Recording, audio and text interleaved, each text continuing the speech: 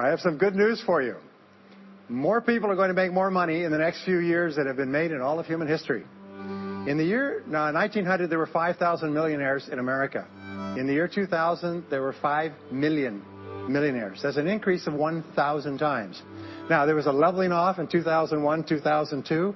In the last 2 years, the number of millionaires has jumped 33%. It's jumped to 8.2 million millionaires in America, and virtually all of them are self-made, which means they started without a pot to you-know-what in or a window to throw it out of.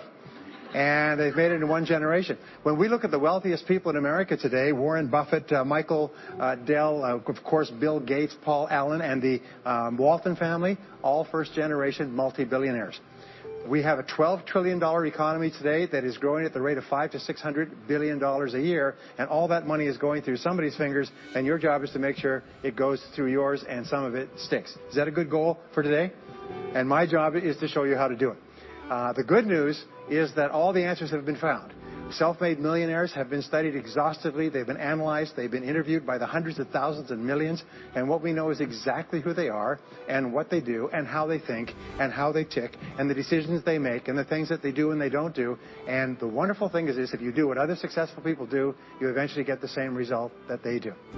Now, some people say, well, I started off without any money and I don't have any money now. Well, join the crowd. Nobody's got any money. Most people are broke up into their 40s and 50s. So if you're broke today, you're just one of the gang. The only question is, do you stay there? And the answer is no. Now, when I started off in this many years ago, I came from very poor beginnings. I did not graduate from high school. I finished in the half of the class that makes the top half possible. When I left school, I dropped out of high school. I could only get laboring jobs. I was told, by the way, if you don't get a good education, you won't do well in life. You don't get good grades, you won't get a good job. You don't go to college, you won't do well, and so on. And I believed that for a long time until I found there's hundreds of thousands, millions of people who dropped out of high school who went on to become millionaires and billionaires as well. The reason I say that to you, by the way, is don't let it hold you back. Don't let any experience that you've ever had in your life act as a brake on your potential, because there's hundreds of thousands of people who've had it worse than you could ever dream of who've gone on to accomplish wonderful things. So, I worked at laboring jobs for several years. I worked in construction. I worked on farms and ranches. I worked in factories putting nuts on bolts hour after hour. And one day, in a state of frustration, I began asking this question: why is it that some people are more successful than others? Now, in the Bible, there's a line that says, "Seek and ye shall find, for all who seek, findeth. Ask and the door will be open." So I began asking other successful people, what are you doing differently from me? And they told me, and I did it, and I got better results. I got into sales when I could no longer get a laboring job, like many of you. And in sales, I noticed that one of the guys in my company was making 10 times as much as anybody else, and he was selling the same product out of the same office at the same price to the same people under the same conditions, and he was making 10 times as much as anybody else. So I went and asked him, what are you doing differently from me? And he told me, and I did it. Now, what I discovered, which changed my life and which brought us here today, is I discovered the law of cause and effect. The law of cause and effect, sowing and reaping, action and reaction, is the great universal or iron law of the universe. What it says is that everything happens for a reason, is that there are no causeless effects, is that even if we don't know what is causing the effect, we trace it back. It's the basis of the scientific process, of all medical research, of all marketing, of all business, is if you can define an effect that you want, you can trace it back and find somebody who at one time did not have that effect, and then find out what they did, and then do the same things, and you eventually get the same results. We say that success is not an accident. Failure is not an accident. Success leaves tracks. So if you just follow the tracks of other successful people, no matter where you're starting from, you eventually get to the same place that they get. Well, this was a shocker for me, because, and I learned later in psychology, by the way, that one of the two most important things we need to have to be happy and healthy is a sense of control, a feeling that we are in control of our lives, that things are happening for a reason, and a sense of coherence, a feeling that things fit together. Well, when I realized the law of cause and effect explained everything, I thought, wow. So in sales, I went to the top of my sales force. I read and I learned, attended courses, And especially, I applied what I learned. And then when I got into sales management, I again read the books and took the courses and asked for advice. And when I got into real estate and importation and development and manufacturing and distribution and a whole series of businesses over the years, the first thing I did is I asked, how does it work? How do people succeed in this field? And then I buried myself and immersed myself. I spent hours and hours and hours studying, and then I did what the most successful people did. Interesting point. We say that nature is neutral. In other words, nature doesn't care who you are. It doesn't care if you're tall or short or male or female or black or white, educated or uneducated. Nature doesn't care. All that nature cares is that you do what successful people do. It's like making a recipe. Nature doesn't care. You follow a recipe. If you follow the recipe exactly, you get the dish. Nature doesn't care who's doing it. And that's the wonderful thing about our society. It's basically like justice. It's blind, is nature doesn't care. In fact, there are a lot of people who are not as smart and not as talented as you who are doing vastly better than you, not because they're better, but because they're just following proven success methods. There's nothing that will make you madder than to see somebody who's dumber than you, who's making more money than you. Right? Have you had that experience? So what we do is we use proven success methods. We just find out what they are, and we do them over and over again. Quick point, nothing works the first time. Okay? Please understand that. Nothing works the first time. What is the average number of times that a person tries with a new goal before they give up? Can you guess? Well, the average is less than 1. Because most people give up before they try even once. They say, that's a great goal. I'd love to be financially independent. And then they give up. They don't even try. They say, but I couldn't because of this and because of that and so on. And then they move away to a wonderful place called Someday I'll. You ever heard of Someday I'll? Someday I'll start saving money. Someday I'll get out of debt. Someday I'll lose weight. Someday I'll start a business. Someday I'll get serious about my finances. And most people live on Someday I'll. Your job and my job is to vote yourself off the island, right? And we start taking control of our lives. Well, about some years ago, I was called by a major businessman, and he asked me if I would do a talk for his 800 entrepreneurs that own separate franchises within his organization on how to become a self-made millionaire. And I said, sure. When you're a young speaker, you agree to speak on any subject. Sure, I'll speak on that subject. Now, I was just like most people. When I was young, I wanted to be a millionaire by the time I was 30. And when I hit 30, I put it off to 35. And as I got to 35, you put it off to 40. And then you kind of just don't look at it anymore. You forget about it and feel the deck is stacked against you. Well, I was about 38, 39 when he called me up and asked me. I said, sure, no problem. And I said, now, what do I know about self-made millionaires? And this is a shocker. I didn't know anything. Oh, I knew that they had more than $1 million. But that's a real basic piece of knowledge, you know. So I started thinking, what do I know about? So I began to study them. And that's when I found out that they've been studied so thoroughly, is we know everything there is to know about them. They are a source of incredible fascination. And there's 50 years of research. So I began to read the studies and find out where they came from and what they did and how they thought and where they started and the decisions they made and the kind of people they were. One of the things that I learned, by the way, is that becoming a self-made millionaire is not the important thing. What is really important is the person you have to become a self-made millionaire. You have to become a totally different human being. One of my friends says that in order to achieve something you've never achieved before, you have to become someone you've never been before. And it's a really important insight, is the qualities that you need to develop, qualities on the inside to become a self-made millionaire, are incredible qualities that make you a vastly better person. Not only better in terms of character, determination, discipline, decision-making, strength, and so on, but they make you a far better person. They round out your character in a far better way. So the real payoff of becoming wealthy is not because you can eat more, because how many more meals can you eat? How many more clothes can you wear? Because it's the kind of person that you become, and then the kind of people that you associate, the kind of life that you have. And so the things that we're going to talk about now, and I know that you're some of the smartest people in our country, so I'm going to give you these ideas very quickly, like dealing cards. What I found in my research is that there's a series of qualities that self-made millionaires have. If you have these qualities, your success is virtually guaranteed. And if you don't have these qualities, the qualities are learnable. Point number one is that all business or sales skills are learnable. All financial skills are learnable. If you can drive a car, you can learn any skill. If you can drive a car, you can learn the skill. Now, number two is you're probably only one skill away from doubling your income right now. You're probably only one skill away from setting yourself on the road to becoming a self-made millionaire. That turns out to be the case for almost everyone. And if you don't know what that skill is, maybe over the course of the time we spend together, it'll jump out at you. But whatever it is, you've got to find it out and go to work on it, because it is learnable. It's a learnable skill. People say, well, I've never been very good with money. Well, get over it. Fact of the matter is, you can learn what you need to learn to achieve anything that you want to achieve. So, the success secrets of self-made millionaires. Give yourself a score of 1 to 10. And if you are weak on one of these, it can be enough to hold you back. If you're strong on all of these, then there's no limit to what you can accomplish. The first is to dream big dreams. Dream big dreams. Practice what is called back from the future thinking and project forward. Develop a vision of yourself as happy, healthy, wealthy, thin.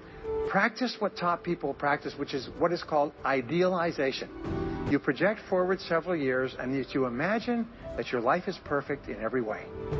Imagine that you have no limitations. Imagine that you have all the time and all the money and all the friends and all the contacts and all the education and all the experience, and that you could be or have or do anything you want in life. If you could, what would it be? If your life were perfect in 5 years, what would it look like? How much would you be earning? How much would you be worth? What kind of a family life would you have? What kind of health would you have? What kind of car would you be driving? What would your life be like if you could wave a magic wand and make it perfect in every way? Now, what we have found is this is the starting point of great riches, and it's the starting point of great success in life, is for you to have a dream or a vision of a wonderful future. Here's an exercise that we give people in our audiences, is take a sheet of paper and make up what is called a dream list. Now, imagine this is kind of like a kid's Christmas list, and that it just allows you to just run wild and just write down everything that you could think of that you could possibly want. I had a friend who I taught this to, and he got so excited about it, he bought a spiral notebook, and he began writing. And he'd go through the newspaper, and every single thing he saw in the newspaper that was nice, he wrote it down as goal. He ended up, first time through, with 330 goals. With the end of the month, he had 500 things that he wanted. The interesting thing was that his life exploded. He activated the law of attraction, and he began to attract into his life people, circumstances, ideas, resources, insights that began to move him toward the accomplishment of the goals and began to move the goals toward him. Number 2 is to do what you love to do. Whenever you find people who are really successful in life, they're people who do what they love to do. They love their work. The great rule for success in life is to find something that you love to do and then find a way to make a living doing it. Now, when you find what you love to do, it'll be something that gives you energy, it motivates you, it enthuses you. It's probably something that you were meant to do from the time you were born. And when you ask self-made millionaires, what sort of work do you do? They'll often say, I've never worked a day in my life. I just do what I like to do. I had a graduate in my course once who came up to me and said, that's interesting. He said, when I was a little boy, I loved to study airplanes. He said, I got airplane books, and I had airplane models, and I had toy planes, and then I got into competitions with remote-controlled planes. He said, when I grew up and went to school, I studied aeronautical engineering. He said, today, I'm 35. He said, I own 3 companies. One builds small aircraft. Another one repairs and services small aircraft. Another one is in leasing and chartering small aircraft. He said, I've never worked a day in my life. He said, I've just played with planes since the time I was a kid. So one of the things that you can do is go back to the time when you were young, as a child between the ages of 7 and 14, before you discovered boys or girls, and what is it that you really love to do? And you'll often find that within that is something you're supposed to do as an adult. Number 3 is commit to excellence. Now, this is really, really important, and I had a hard time with this as a young man because I was never good at anything. I was never picked for any team, and if I was picked, I was the first person cut. I got lousy grades in every class. I got fired from multiple jobs. I even got fired from a job pumping gas once. Can you imagine that? Being fired for pumping gas because you're no good. They came out and said, you're no good at pumping gas. How can you be no good? Little old ladies can pump gas. And here I was no good at pumping gas. Anyway, so I got fired. I went from job to job. And then I discovered that all people who are successful are excellent at what they do.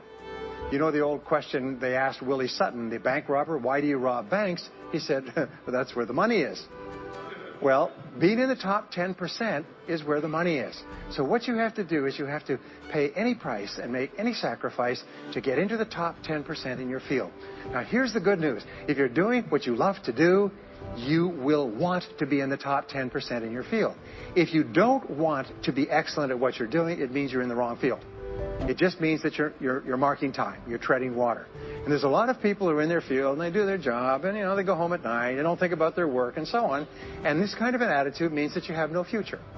You have a very shaky present. That crackling sound you hear is the ice breaking under your feet. Okay?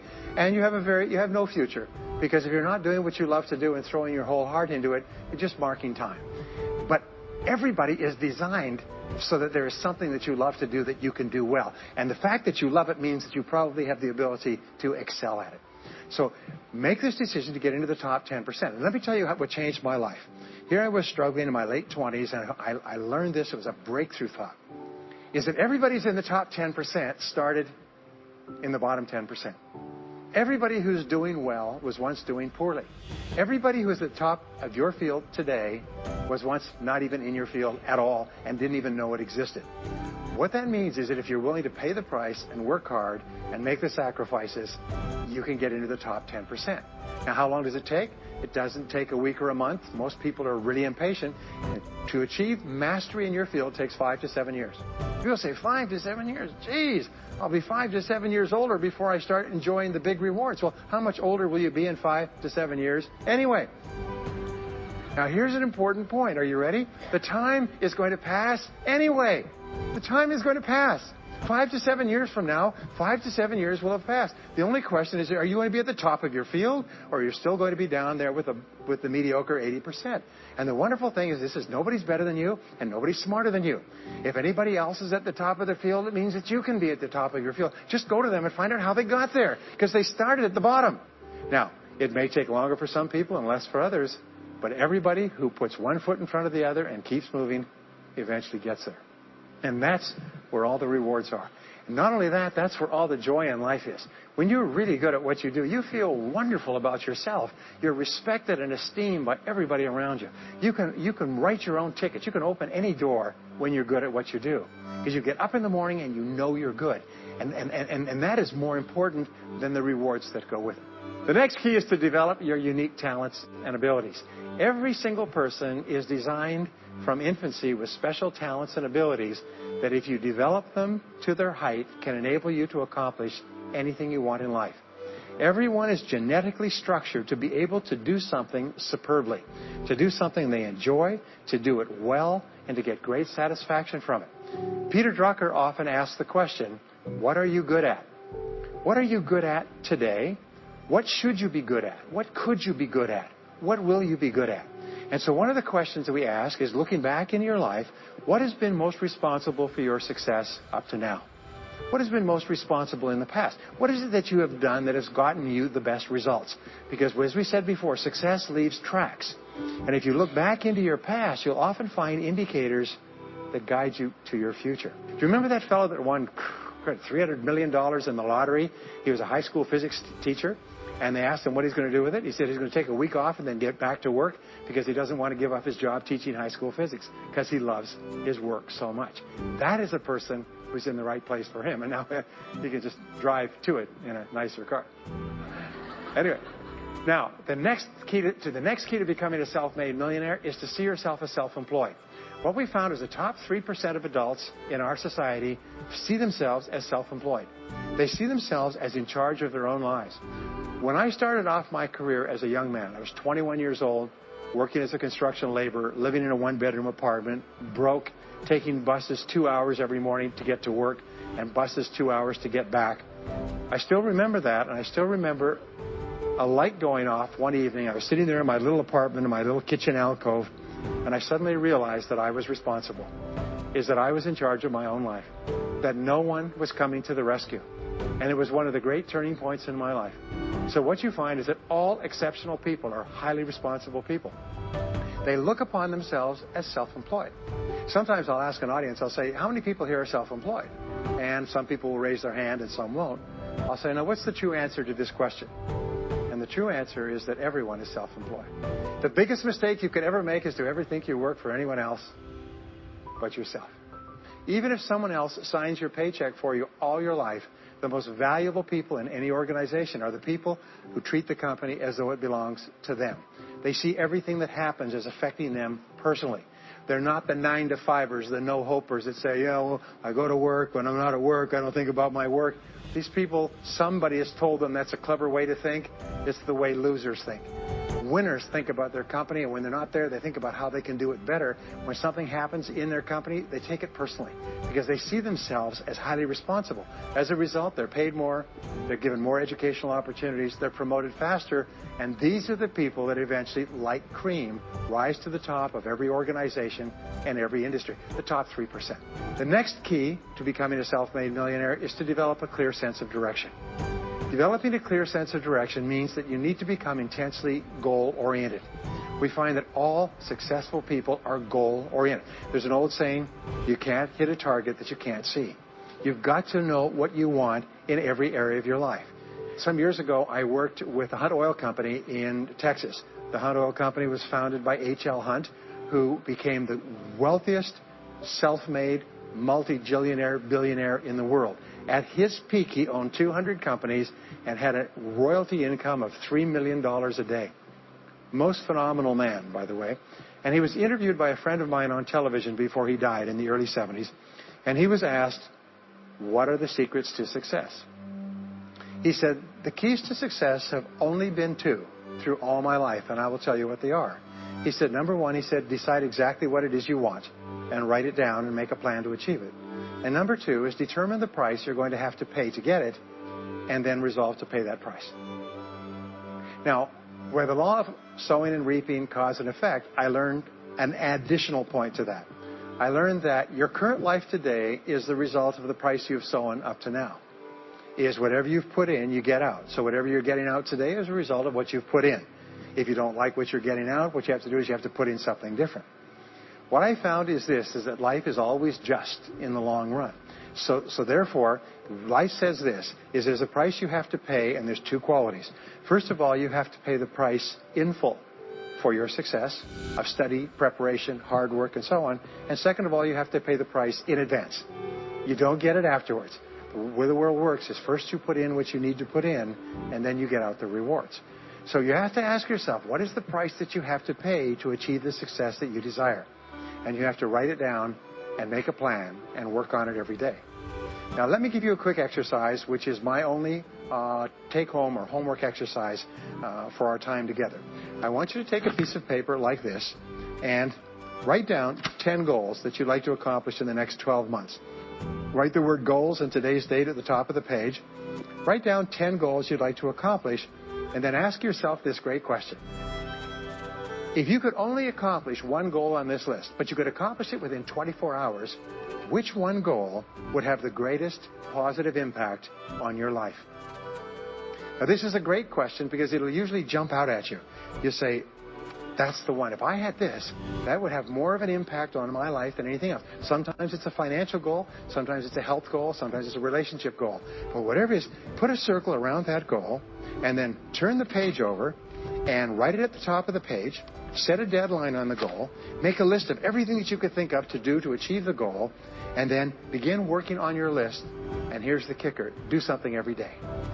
Do something every day that moves you one step forward towards your major goal.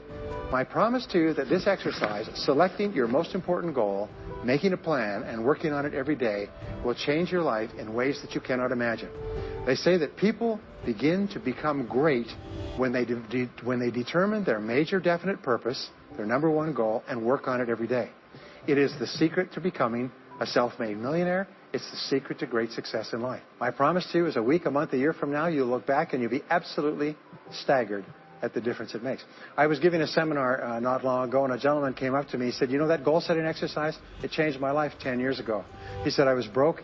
I was divorced. He says, I was an alcoholic, and somebody dragged me to one of your seminars. He said, and I did that exercise, and I picked my major goal. He said, it changed my life. I said, in what way? He said, today, he said, I'm worth $40 million. I said, wow. He said, yes, and I owe it to that lesson. Next, is refuse to consider the possibility of failure.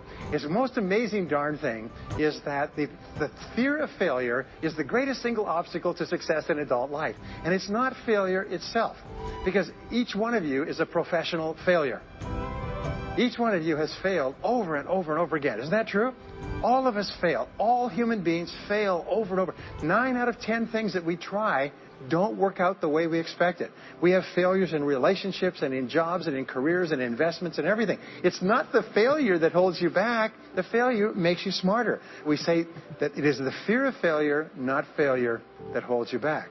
And the way that you overcome failure is you never consider the possibility of failure. The rule is this, is there's no such thing as failure, there's only feedback.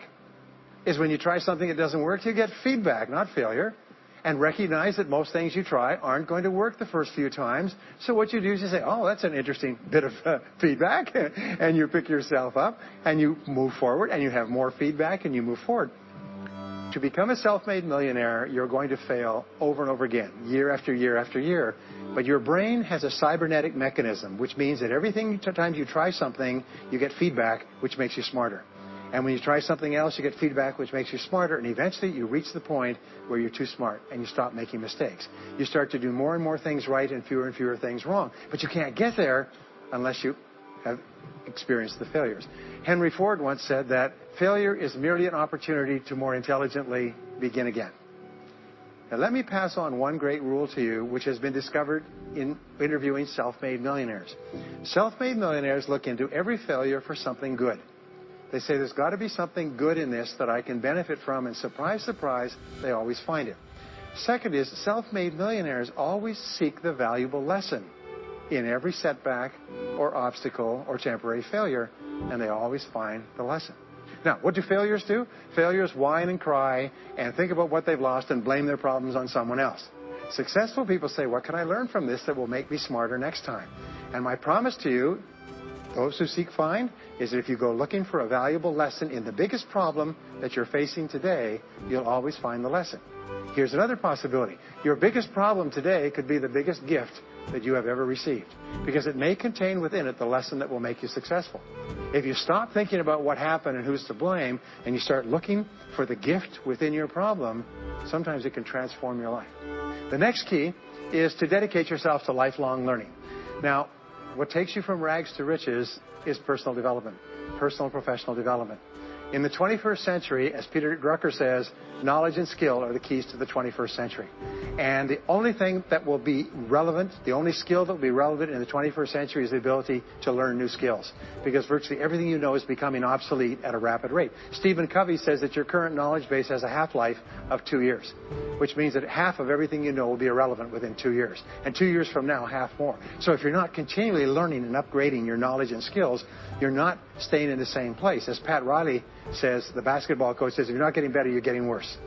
If you're not constantly learning, you're actually falling behind. So here are the 3 keys to continuous learning. Number 1 is read in your field 30 to 60 minutes each day. In other words, turn off the television, turn off the radio, put aside the newspaper, and just read in your field.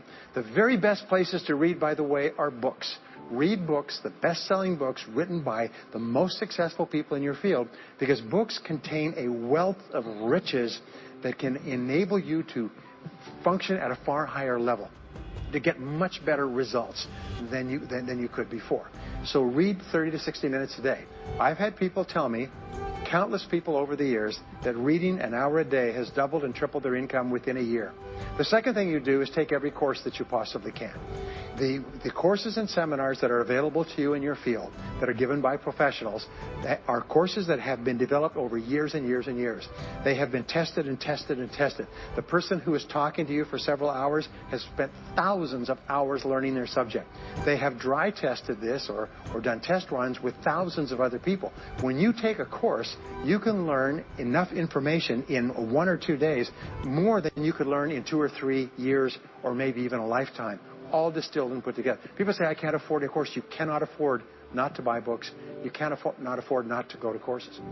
Some years ago, I had a dentist, and he was a very successful dentist. I was recommended to me by a friend. And this dentist retired at the age of 53. And just before he retired, he sold his practice for about $2 million. Just before he retired, he told me why.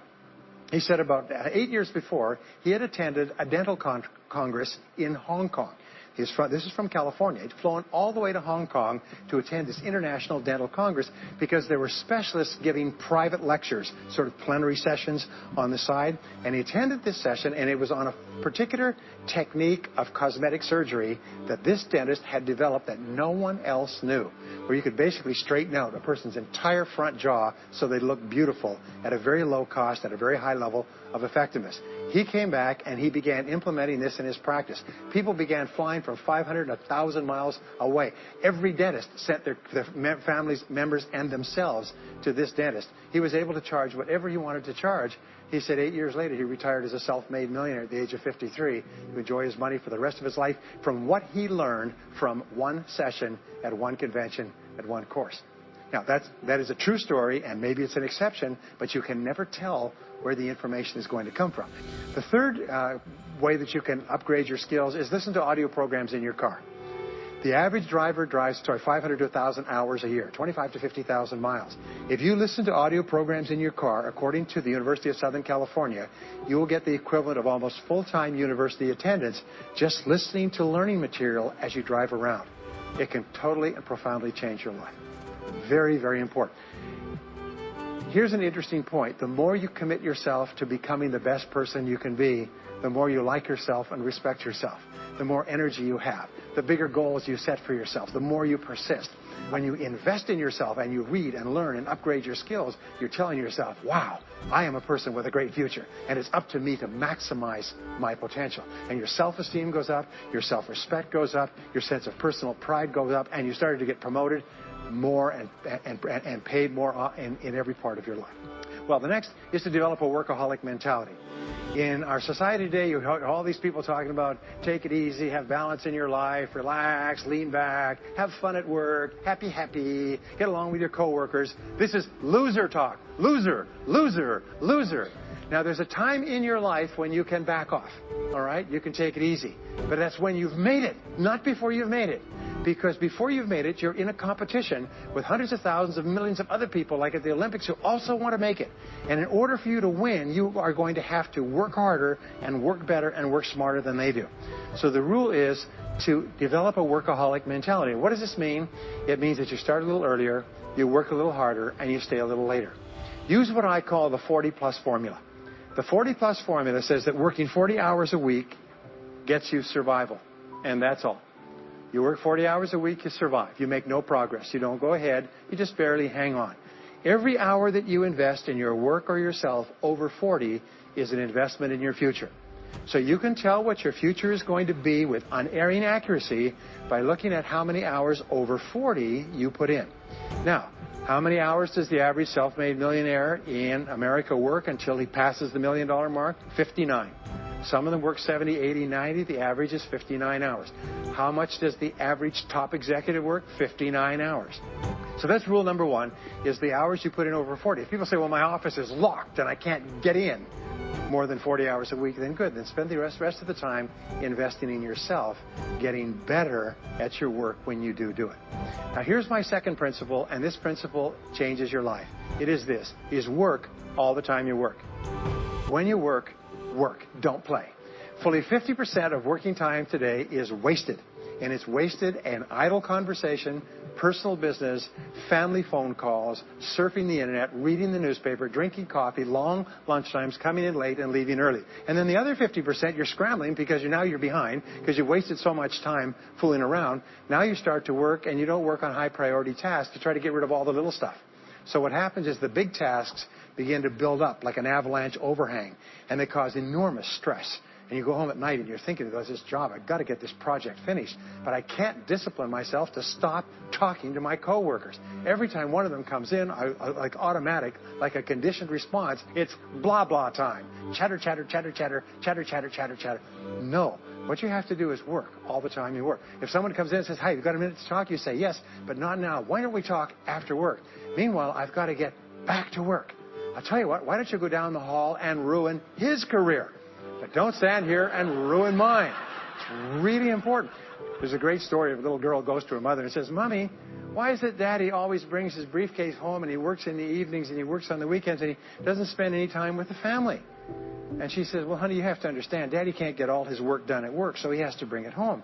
She said, why don't they put him in a slower class? Next key is to get around the right people. This is a key for becoming a self-made millionaire. Get around the right people. Dr. David McClellan at Harvard did studies for 25 years looking into why it is that some people succeeded greatly in life.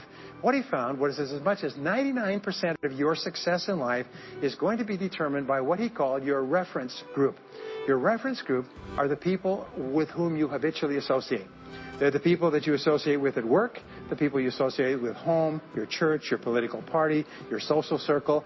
What he found in working with people is that changing a person's reference group totally transformed the way they think.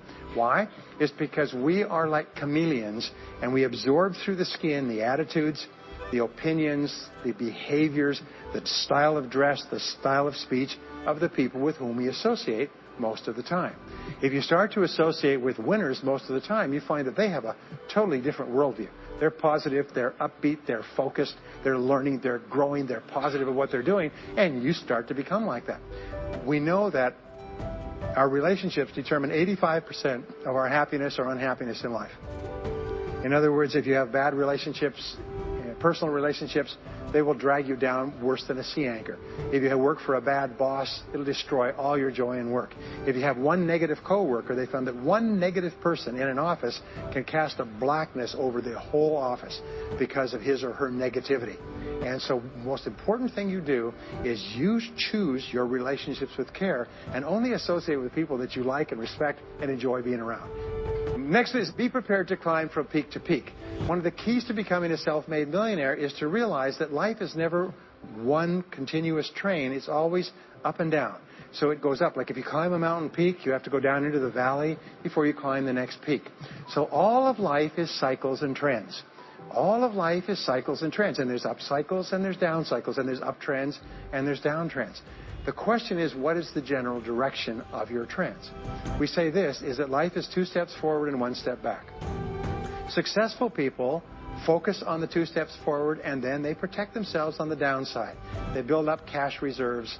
They put in stop-loss orders on their stock market. They very carefully watch what they're doing, so they try to maintain that 2 steps up and then make sure that the 1 step back is not so far. And then they want to make sure that this curve is generally upward, so that each time there's a step back, they're still further ahead than they were before.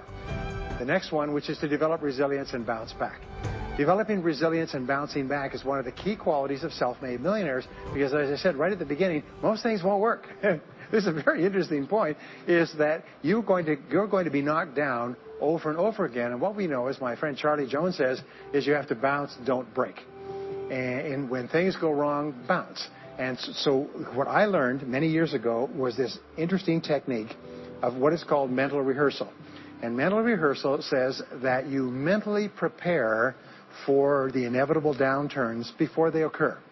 So you say, all right, in the course of life, things are going to go wrong, but when they do, I'm not going to become upset. I'm not going to get mad or angry or anything else. I'm just going to take it and learn from it and pick myself up and keep going. Sometimes I ask this question, does anybody here have any problems?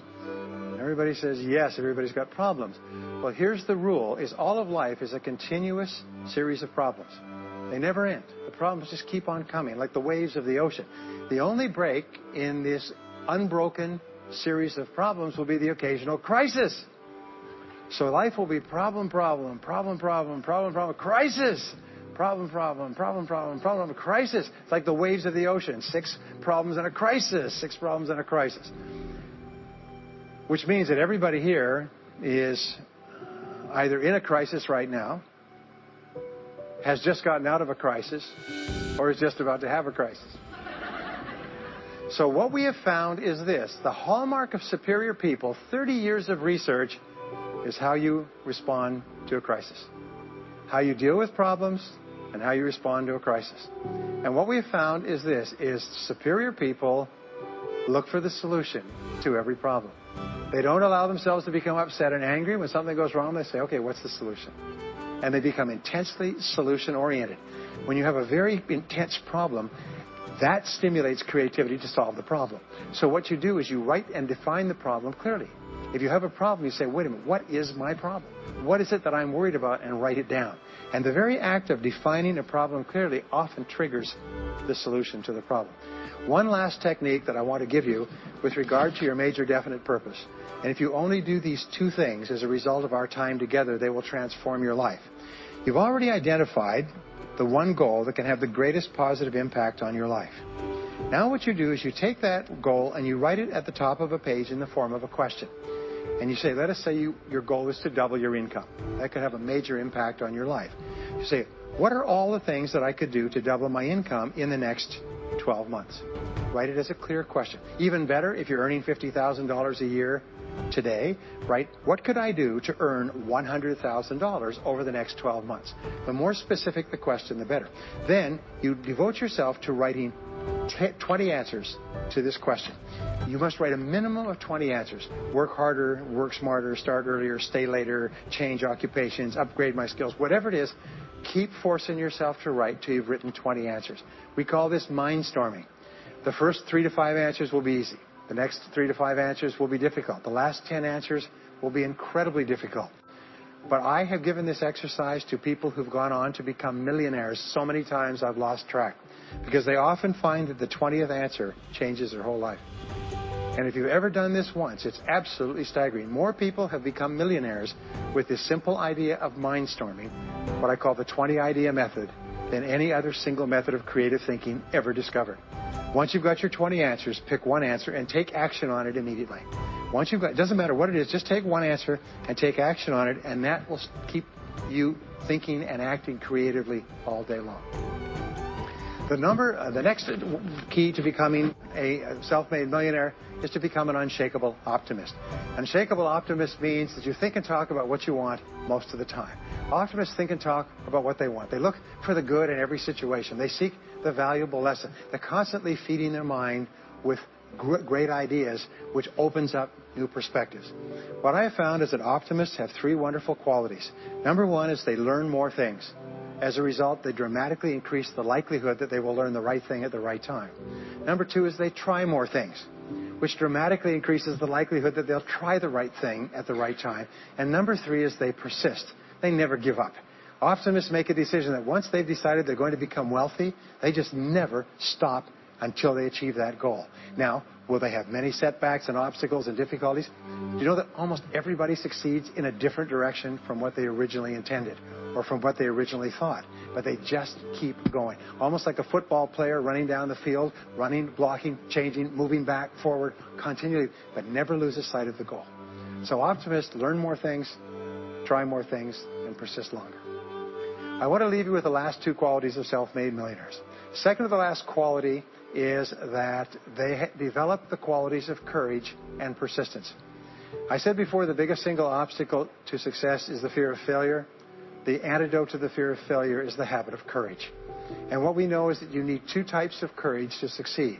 The first type of courage is the courage to begin. It's the courage to launch with no guarantees of success. Someone once said that if all obstacles must first be removed, nothing will ever get done. So successful people are willing to think, plan, make decisions, and then take action with no guarantees. We say leap, and the net will appear. Take action with no guarantees, and then learn. The second part of courage is the courage to endure. It's the courage to persist. It's the courage to keep on keeping on. It's to make the decision in advance that you will never give up. No matter what happens, you will never give up. You will get knocked down over and over again, but you'll never give up. And the interesting thing is, if you make that decision in advance, you'll find yourself continually bouncing back. So courage means the courage to begin and the courage to endure. And the final quality of self-made millionaires, and Napoleon Hill called this the master key to riches. After studying 500 of the richest people in American history, he said it's the quality of self-discipline. It's the ability to make yourself do what you should do, when you should do it, whether you feel like it or not. The quality of self-discipline is the quality that will make you a big success. It's the ability to force yourself to do what you know you should do. And here is the wonderful discovery. This persistence is self-discipline in action. Every time you persist, you build your self-discipline. Every time you practice self-discipline, you build your ability to persist. And the two of them are tied into your self-esteem. So the more you persist, the more you like yourself. And the more you like yourself, the more discipline you have. And the more discipline you have in practice, the more you like yourself. As a result, the more you persist. And eventually you get onto an upward spiral where you become absolutely unstoppable. You reach the point where you know you can achieve the goal and nothing in the world can stop you. And every step that you take forward makes you stronger and stronger and stronger until finally people say, I know one thing about him, I know one thing about her. You cannot stop him or her. Once they decided they want something, they will not stop until they get it. And when you develop that quality, there will be nothing that is impossible to you. So let me just leave you with these last points. We're living at the very best time in all of human history. More people are going to make more money in the next few years than have ever been made in all of human history. More people are going to become millionaires and are becoming millionaires today at a faster rate than we've ever thought possible. And no one is better than you, and no one is smarter than you. And if you do what other self-made millionaires do, then nothing in the world can stop you from eventually getting the same results as other self-made millionaires.